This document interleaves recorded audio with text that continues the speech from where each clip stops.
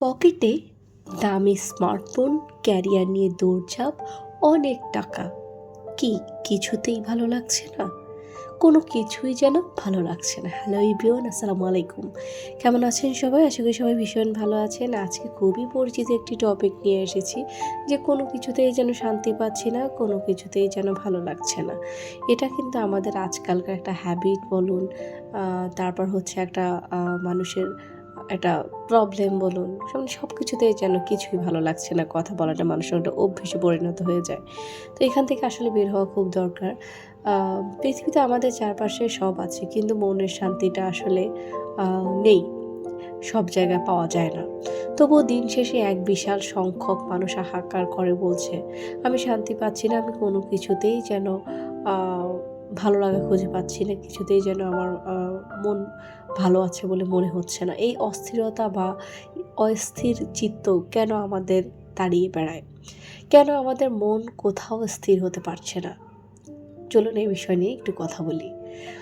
আমরা আমাদের অশান্তির প্রধান কারণগুলো আজকে বলবো। আমরা আমাদের বাস্তব জীবনকে সবসময় অন্যদের সাথে বেশি হচ্ছে যে তুলনা করে, যে অন্যের কি আছে আমার কি নেই, এর বাড়ি আছে, এর গাড়ি আছে, এর ও অনেক শো অফ করে, আমি সেই হিসেবে কিছুই পাচ্ছি না, বা যা পাচ্ছি সেটা নিয়ে আমি সুক্রিয়া জ্ঞাপন করছি না, আমি কিছুতেই সেটা মানতে পারছি না যে সে এত ভালো আছে, আমি কেন তার অবস্থানে যেতে পারছি না। আমরা সবাই কিন্তু ভিন্ন প্রকৃতির মানুষ।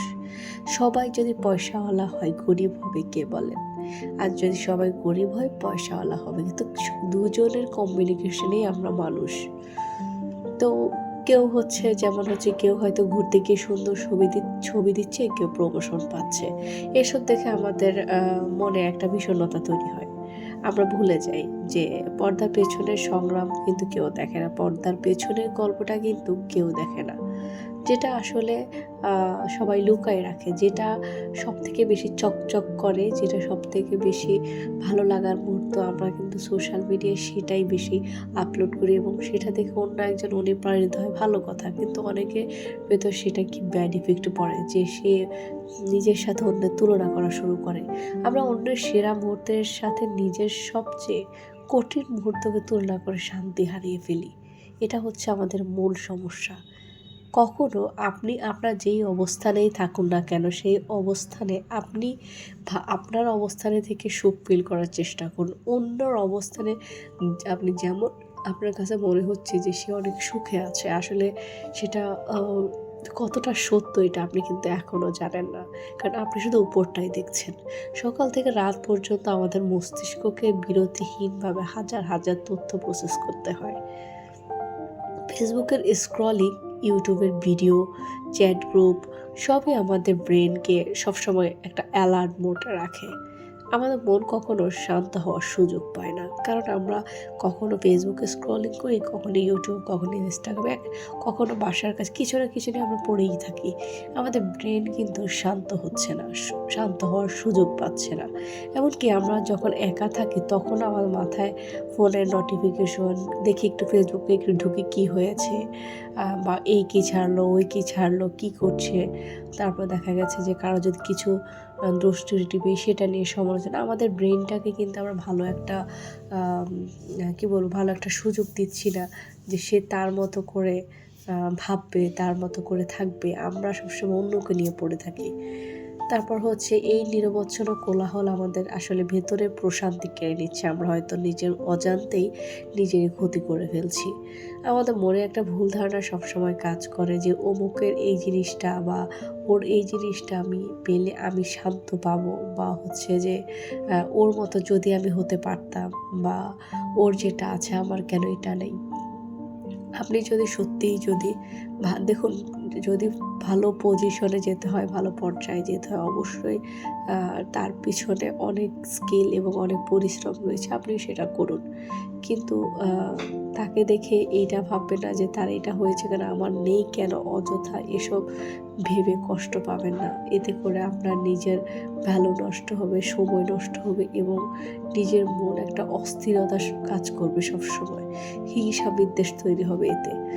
কিন্তু মজার ব্যাপার হলো কাঙ্ক্ষিত জিনিসটা পাওয়ার পর দেখা যায় নতুন আরেকটা চাওয়া সামনে এসে দাঁড়িয়েছে।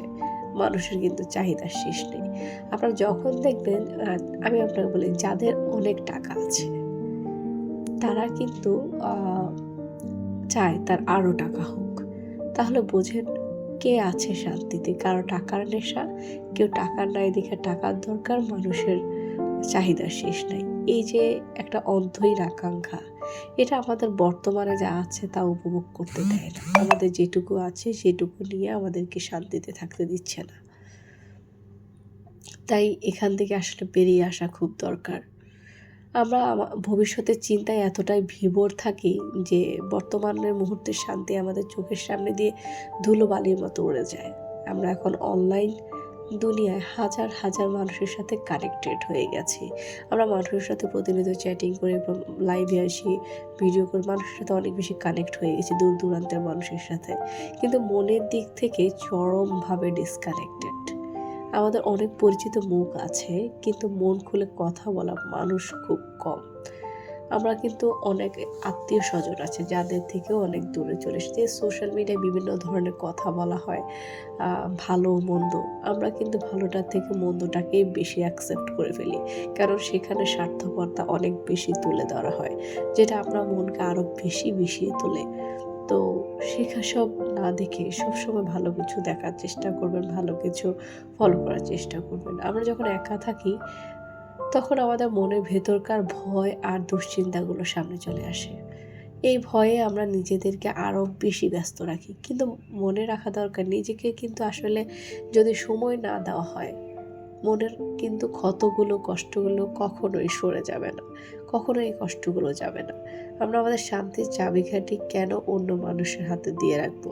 আমাদের শান্তির চাবিকাঠি আমাদের কাছেই থাকবে।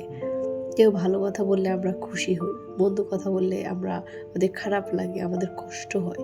এই জায়গা থেকে বের হয়ে আসা উচিত। কেন আমাদের ভালো লাগা মন্দ লাগা অন্য জায়গায় আটকে থাকবে? এসব অস্থিরতা থেকে আমাদের বেরিয়ে আসা উচিত।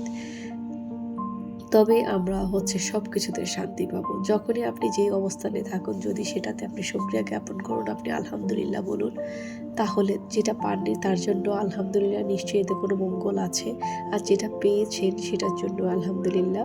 তাহলে দেখবেন আপনাকে কোনো কষ্ট আপনাকে ছুঁতে পারবে না। আর কখনো মনে আসবে না যে কোনো কিছুতেই কিছু ভালো লাগছে না, শান্তি লাগছে না। লাস্ট একটা কথা বলবো, এটা আমার সাজেশন, যদি কোনো কিছুতেই শান্তি না লাগে তাহলে 5 ওয়াক্ত নামাজ পড়ে চোখের পানি দিয়ে ফেলে সৃষ্টিকর্তাকে বলুন, নিশ্চয়ই আপনাকে তিনি সাহায্য করবেন। এবং যদি সময় পান তাহলে আমি বলবো যে রাতের শেষে তাহাজ্জুদটা আদায় করুন। তো সবাই ভালো থাকবেন। আল্লাহ হাফেজ।